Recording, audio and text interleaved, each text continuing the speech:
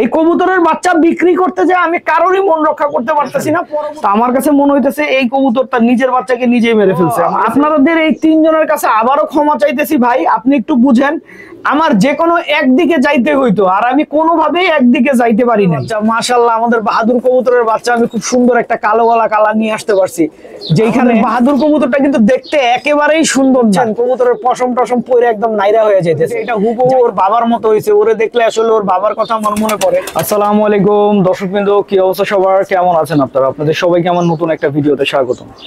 দর্শকবৃন্দ, ভিডিওর শুরুতেই আগে আসলে আপনাদের কাছে ক্ষমা চেয়ে নিচ্ছি, এবং ক্ষমা চাওয়ার পিছনে বিশেষ একটা কারণ আছে। তো যারা আসলে আমার সাথে ফেসবুকে এবং ইউটিউবে আসলে সংযুক্ত আছেন, তারা খুব ভালো মতোই জানেন যে গতকালকে আমি আসলে লাইভে গেছিলাম, এবং ফেসবুকে আসলে লাইভে গেছিলাম, এবং ফেসবুকে অনেকক্ষণ লাইভে আড্ডা দিই। তো একটা পর্যায়ে আসলে অনেকেই আমার কাছে কবুতরের বাচ্চা চাওয়া শুরু করে। হ্যাঁ, আর আপনারা সবাই জানেন আমি কিন্তু আসলে কবুতরের বাচ্চা সেল করি না, খুব কম সময় সেল করি। কবুতরের বাচ্চা সেল করি না বললে ভুল হবে, খুবই কম সময় আসলে আমি আমার বাসার কবুতরের বাচ্চা সেল করছি। তো যাই হোক, তো একটা পর্যায়ে আমার তার মানে অনেকবার বলার পরে, অনেকবার রিকোয়েস্ট করার পরে আমার থরের ঘরে যে বাচ্চাগুলো ছিল, সেই বাচ্চাগুলো আমি ওনাদেরকে বলি যে আমি এই বাচ্চাগুলো ঠিক আছে সেল করব। এই হচ্ছে সেই বাচ্চাগুলো, যে বাচ্চাগুলো আমি বলছিলাম যে সেল করব, এবং এমনকি তাদের রিকোয়েস্টে লাইভে আমি কিন্তু বাচ্চাগুলো লাইভেই সবাইকে দেখাই। হ্যাঁ, এবং তারা যখন আমার কাছে দাম জিজ্ঞেস করে আমি দামও বলে দিছি। আমি এই বাচ্চাগুলো পার পিস 3,500 টাকা বলে দিছিলাম। পরবর্তীতে আপনার লাইভটা শেষ হওয়ার পরে একই সাথে টোটাল তিনজন লোক আমার সাথে কন্ট্যাক্ট করে, এবং তিনজন লোকই এই সিলভার কবুতরগুলো নিবে। ঠিক আছে, এটা কিন্তু আরেকটা সিলভার কবুতরের বাচ্চা, এই তিনটা সিলভারের বাচ্চাই তিনজন নিবে। তা আমি বললাম যে দেখেন ভাই, আপনারা লাইভে কিন্তু অনেকেই কমেন্ট করছেন, আর যেহেতু আপনারা বলতেছেন তিনজন নিবে, তিনজনকে তো আর এক কবুতর আমার পক্ষে দেওয়া সম্ভব না। ঠিক আছে, তা আপনারা একটা কাজ করেন, তিনজন একটা একটা করে 3টা বাচ্চা নেন। না, তারা কোনোভাবেই আমার কথা মানবে না, তাকে দিতে হবে তাকে দিতে হবে। পরবর্তীতে আমি বলি ঠিক আছে ভাই, আপনারা যেহেতু নিবেন তাইলে আপনারা অ্যাডভান্স টাকা দেন, যে অ্যাডভান্স টাকা দিবেন তাকে আমি কবুতর দিয়ে দিব। ঠিক আছে, তো একজন বলে না ভাই আমি আইসা দেখা কবুতর নিব। ঠিক আছে, কথাটা ভালো মতো বুঝেন।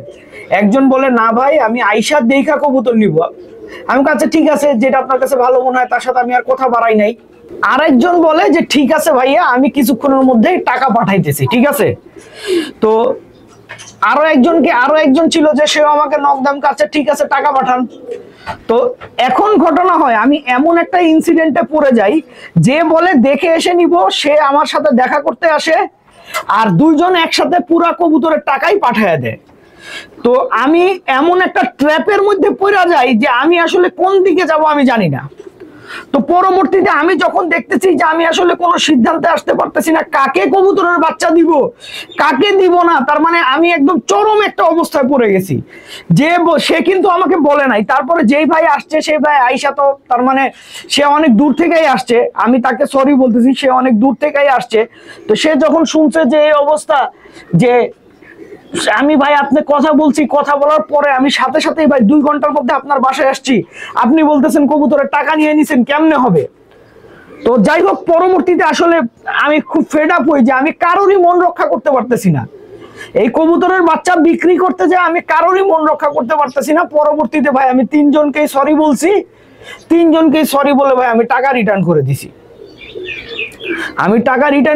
আর ওই ভাইয়ের কাছে, যেই ভাই আসছিল কবুতর নিতে আমার সাথে দেখা করতে প্লাস কবুতর নিতে, ওই ভাইয়ের কাছে ভাই আমি ক্ষমা চাইছি যে ভাই আপনি আমাকে ভাই হিসেবে ক্ষমা করে দেন ভাই, আমি আসলে কারোরই তার মন নষ্ট করতে পারবো না, আমাকে ক্ষমা করে দেন।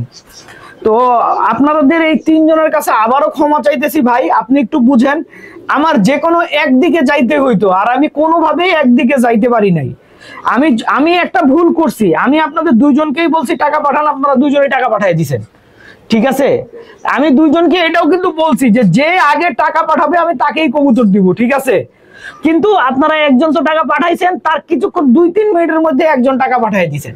তো এর মধ্যে আবার ওই ভাইও আইসা পড়ছে, আমি তিনজনের একজনেরও মন রক্ষা করতে পারতেছিলাম না, তাই ভাই আপনাদেরকে কবুতরের বাচ্চাগুলো দেই নাই। ভাই আপনাদের কাছে আবারও অনুরোধ করতেছি ভাই, আপনারা কষ্ট পায়েন না, আমাকে ক্ষমা করে দিয়েন ভাই, ঠিক আছে? আপনারা আমাকে চিনেন বা আপনারা আমাকে জানেন, আমার পক্ষে আসলে সম্ভব না, ঠিক আছে? এই একটা সামান্য কবুতরের জন্য দেখা যাবে আপনারা তিনজনই নিতে ইচ্ছুক, তো তিনজনের একজনকে মনে করেন কষ্ট দেওয়া আমার পক্ষে সম্ভব না, ঠিক আছে?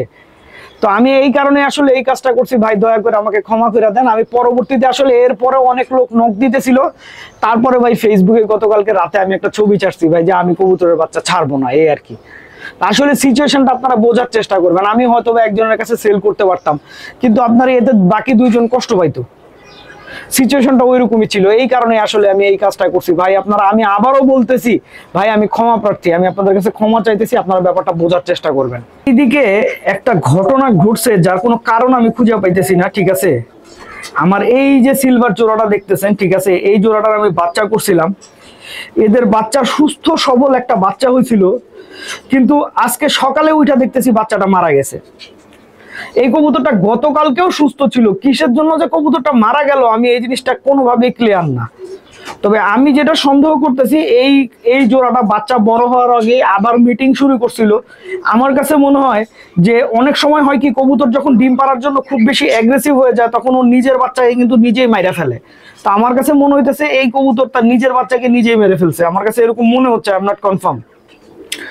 তা আসলে মনে করেন একে তো কালকের ওই খারাপ দিন, তারপরে এই যে আরেকটা সিলভার বাচ্চা হারাইলাম, সব মিলে আসলে মনটা ভাই খুব একটা ভালো না, বুঝছেন? এদিকে আজকে যেহেতু ভাদ্র মাস চলতেছে, ইচ্ছা ছিল যে আমাদের এই কবুতরগুলোকে বাইরে ছাড়বো, কিন্তু আসলে সেই সময়টা করতে পারি নাই।